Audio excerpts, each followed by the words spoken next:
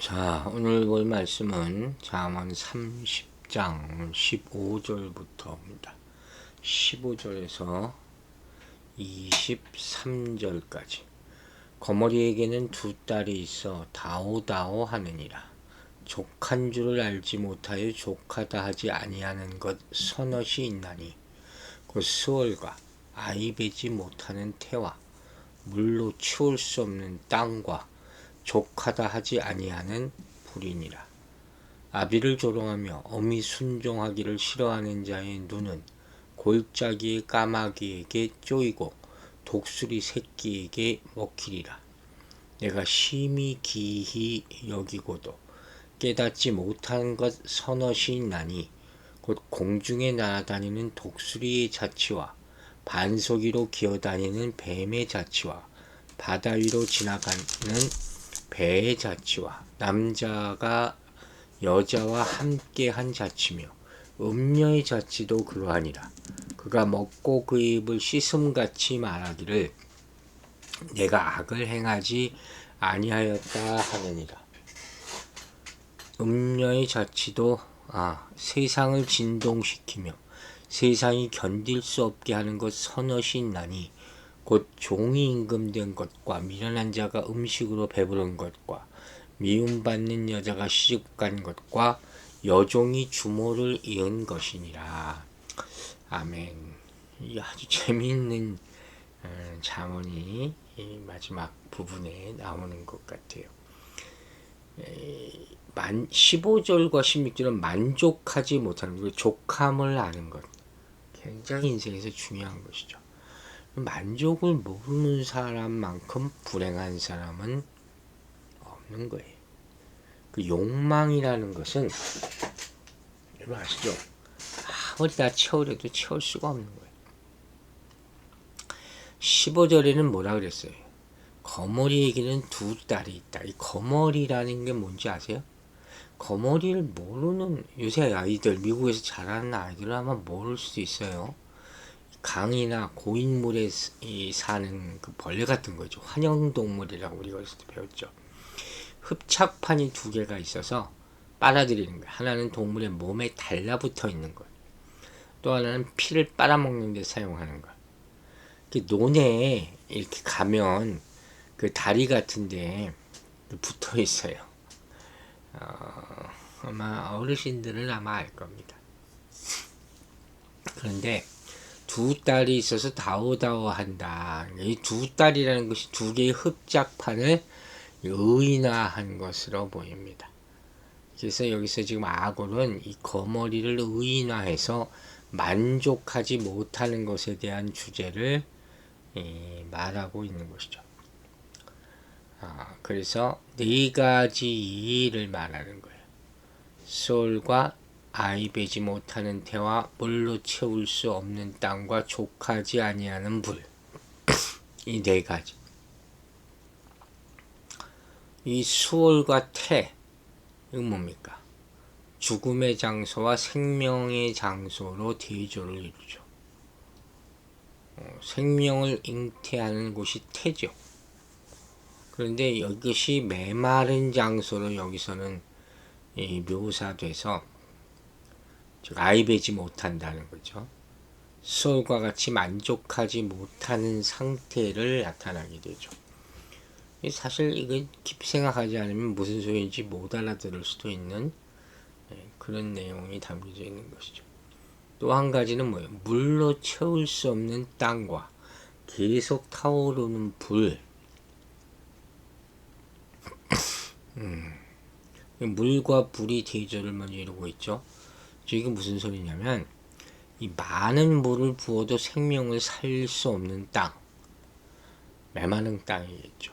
땅 위의 모든 것을 파괴하고도 만족하지 못하는 불, 이 두 가지 물과 불을 연결시킴으로써 극심한 황폐함을 나타내려고 하는 것이죠. 그래서 종합적으로 보면 첫 번째 언급된 수월과 마지막 언급된 불이 파괴적이라면 두 번째, 세 번째 언급된 태와 땅은 생산적이어야 되는 거예요. 대조가 되죠. 그러나 그 태와 땅도 생산적 기능을 상실한 것을 묘사하고 있잖아요. 그러니까 완전히 창조 질서가 파괴된 상태. 이 황폐함이죠. 지금 그걸 나타내고 있는 것으로 보입니다. 이 17절에는 아비를 조롱하며 어미를 순종하기 싫어하는 자의 눈은 이렇게 나오죠. 즉 부모에게 불순종하는 자에게 경고하는 그런 잠언이 나타나고 있어요. 좀 생뚱맞긴 하지만 잠언에서 부모에게 불순종하는 것은 여러 차례 나오죠. 이건 창조 질서를 어기는 것이라 그랬어요. 하나님의 명령을 어기는 것이죠. 십계명에도 나와 있죠. 그래서 부모에게 불순종하는 자는 생명을 유지할 가치를 잃어버린다. 이렇게 평가하는 것이죠. 그러니까 이러한 자의 눈은 까마귀에게 쪼이고 독수리에게 먹힐 것이다. 하나님의 심판이 임한다는 거예요. 이거 왜 이렇게 중요하냐? 다시 한번 얘기하자면 부모는 하나님의 대리인이에요. 그 역할을 하는 거예요. 이 땅에서. 그래서 우리는 하나님을 경외하고 예배하듯이 부모를 존경하고 부모의 말에 순종해야 될 의무가 있다는 것이죠. 물론 부모가 하나님같이 완벽하고 신적인 존재는 아니죠. 그래서 문제가 생기는 것이죠. 공경할 만한 대상이 아닐 수도 있다. 존경하고 따를 만한 그런 부모가 아니라는 거죠. 하지만 그럼에도 불구하고 부모는 자녀의 존재의 근원이 되고 감사의 대상이 되어야 한다. 이건 본인이 받아들여야 되는 거예요. 근데 안타깝게도 이 부모의 역할, 또 자녀와의 관계가 오늘날은 많이 일그러져 있죠. 미성숙하고 악하기까지 한 부모가 너무 많이 나와. 그래서 자녀에게 하나님 아버지에 대한 왜곡된 이미지를 심어주기까지 하는 것이죠. 그래서 그런 말도 하잖아요. 하나님 아버지라는 것이 납득이 안 간다. 아버지라는 이 이미지가 좋지 않게 살아온 사람들. 응? 그러니까 하나님 아버지를 받아들이는 것도 어렵게 만들어버리는 거죠. 즉 부모에게서 평안을 느끼지 못하고 사랑의 감정을 배우지 못한 자녀는 부모에게 원망과 무관심으로 반응할 수밖에 없잖아요. 이게 잘못된 것이다. 하나님의 가르침이 아니라는 거예요. 그러므로 혹 부모가 흠이 많더라도 자녀는 부모를 공경해야 되는 것이 성경 말씀의 핵심이라는 것이죠. 그리고 에베소 6장 말씀에도 주 안에서 부모에게 순종하는 자녀에게 하나님은 복 주시며 그들을 형통하게 하신다고 약속했음을 우리는 기억해야 될 것입니다. 이제 18절부터는 기이하고도 깨닫지 못하는 것 서너시 있나니. 이게 뭘까요? 이거 먼저 한번 상상해 보세요. 참 기이해서 깨닫기 힘든 일. 이 숫자 잠언의 형식에 따라 번역하면 나에게 너무도 기이한 일 3가지가 있고 내가 결코 이해할 수 없는 일 4가지가 있다. 이런 원어적 의미예요. 전반부는 좀 더 일반적인 표현이고 후반부는 좀 더 구체적인 설명을 담고 있다고 이렇게 해석할 수도 있겠죠. 그래서 뭐라 그랬냐면 너무 기이해서 이해할 수 없는 일 4가지가 뭐냐. 하늘을 배경으로 하는 독수리의 길, 땅을 배경으로 하는 뱀의 길, 바다를 배경으로 하는 배의 길, 인간 세상을 배경으로 하는 남자와 여자의 길. 자취가 길이죠. 인생이라고 말할 수 있죠. 흔적, 자취 다 비슷한 의미라고 보여집니다. 이렇게 참 읽고 생각해 보니까 그럴듯하죠. 내가 이걸 다 이 모습들을 지나온 삶들을 하늘길, 땅의 길, 바다의 길, 인생길을 내가 다 아느냐. 알 수 없는 일이 너무 많다는 거예요.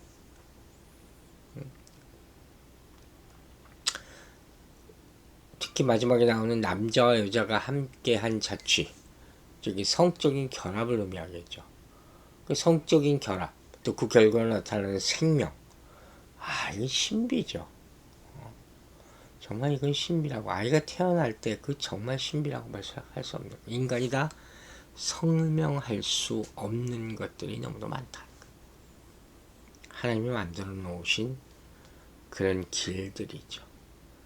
마지막으로 21절부터 보면 세상을 진동시키며 세상을 견딜 수 없게 하는 것 서너시 또다. 그래서 이 세 가지 일로 인해 땅이 진동하고 네 가지 일로 인해 세상이 참을 수 없다. 그런 뜻이죠. 창조 질서를 파괴하는 네 가지 일. 그게 뭡니까? 여러분 뭐가 있을 것 같아요? 여기서는 첫째는 종이 임금된 것. 질서가 무너지는 거죠. 미련한 자가 음식을 배부르게 먹는 것. 셋째는 미움받는 여자가 시집간 것. 넷째는 여종이 여주인을 몰아내고 자리를 차지한 것. 이거 다 질서를 파괴한다는 거예요. 국가 기반이나 사회 윤리나 하나님의 공의나 가정의 윤리, 이런 것들을 다 무너뜨린 그런 모습을 예를 들어보고 있어요. 특히 여기 나오는 미움받는 여자, 행실이 지혜롭지 못한 여인, 잠언에서 어리석은 여인이나 미련한 여인, 음녀, 이렇게 계속해서 나오는 그런 표현이죠. 이러한 여인이 가정을 이루는 것은 또 다른 희생자를 만들어낼 수 있다는 거예요. 온전한 가정을 만들어낼 수가 없다는 것이죠. 자, 오늘 이 잠언 말씀 어떻게 보셨습니까? 조금 어렵게 느껴질 수도 있을 거예요. 광범위하면서도 깊은 내용. 전도서 3장 22절 보면 나는 사람이 자기 일에 즐거워하는 것보다 더 나은 것이 없음을 보았나니 하는 말이 있어요. 즉 이게 뭐예요? 자기 일에 즐거워하는 것, 족함을 아는 것이죠. 여러분, 하나님이 주신 일에 만족하며 기뻐하면 그보다 더 큰 행복이 없습니다. 아멘 되십니까? 하지만 하나님께 허락받은 것보다 더 욕심을 부리면 그때부터 우리가 본 무질서와 죄가 시작되는 거예요. 그 세상이 혼돈해진 거예요. 선악과를 먹지 말라 그랬잖아요. 그래서 아굴이 하나님께 자족하는 삶을 위해 기도했는데 이 만족을 모르는 곳이 바로 수월, 곧 음부라는 것이래요. 여러분, 음부에 내려가면 죄가 만연한 것을 보게 되죠. 죄는 자족하지 못한 결과예요. 야고보서에서도 욕심과 죄, 사망, 이것이 욕심이 죄를 잉태하고 죄가 사망을 낳게 된다고 했죠. 즉 자신에게 주어진 복기에 감사할 줄 아는 것, 그것이 지혜예요. 만족을 모르면 결국 사망에 이르게 된다 하는 것이 본문의 교훈이 되는 것이죠. 여러 차례 얘기했듯이 세상, 대중매체 이런 것들은 우리 욕망을 계속 자극해서 무엇인가에 계속 욕심을 내게 만들고 소유하도록 우리를 유혹하죠. 세상이 그래요. 사실 우리에게 필요한 것도 아니잖아요. 그죠? 우리가 안 쓰고 집에 그냥 막 널려놓고 창고에 쟁여놓는 것들이 얼마나 많아요. 저는 좀 비판적인 말을 한 가지 하고 싶어요. 여자들의 그 보석 장신구들, 그게 그렇게 많을 필요가 있나? 그렇게 그 주렁주렁 그렇게 매달고, 죄송합니다만 표현이, 그 필요할 때 써야 되는 거 아닌가? 아니면 필요한 사람을 위해서 좀 나눠야 되는 건 아닌가? 그 자기 자랑밖에 뭐가 돼? 그 죽을 때까지 갖고 있어서 뭐 했어? 이런 것들이 다 세상의 욕심을 자극하는 것들이에요. 여러분, 마음이 다스려지지 않으면 아무리 물질이 많아도 만족할 수 없다는 걸 잊지 마세요. 높은 자리에 오르는 것도 마찬가지예요. 자신이 감당하지 못할 만큼 더 올라가는 것. 인생의 목표가 성공이죠. 또 더 많은 힘을 갖게 되는 거예요. 명예, 부. 이렇게 되는 순간 뭐가 되니? 천국이 아니라 지옥이 시작된다는 것을 깨닫게 되기를 바랍니다. 하지만 오로지 하나님의 은혜에 감사하며 하나님의 말씀에 순종할 때 이 땅에서도 천국을 누릴 수 있음을 기억하시기 바랍니다. 행복은 성적순이 아니잖아요 하는 영화가 오래전에 있었죠. 행복은 돈이 많은 게 아니에요. 명예, 성공도 아니에요. 하나님의 은혜를 받는 사람이 행복한 사람입니다. 기도하겠습니다. 아버지 하나님, 오늘 우리 인생의 깊은 교훈을 재미있는 잠언을 통해서 주심을 감사드립니다. 다시 한번 족함을 아는 것 생각해보고 모르는 자들이 결국 겪게 될 황폐함을 보면서 경계하게 하여 주시옵소서. 부모는 존경해야 될 대상이라고 했습니다. 하나님을 존경하고 하나님을 섬기듯이 우리 인생의 세상의 부모가 비록 흠이 많다 하더라도 공경할 수 있도록 효도하는 삶, 마음을 허락하여 주시옵소서. 하나님이 주시는 일을 만족하며 기뻐하며 평생 살게 하여 주시고 나에게 주어진 복에 감사할 수 있는 그런 모습으로 살게 하여 주시옵소서. 아버지, 감기 환자가 또 너무도 많습니다. 아픈 성도들도 많이 있습니다. 불쌍히 여겨주시고 속히 나을 수 있도록 하나님의 능력이 오른손으로 안수하여 치료하여 주시옵소서. 주께서 도와주실 줄로 믿사오며 예수 그리스도의 이름으로 기도했습니다. 아멘.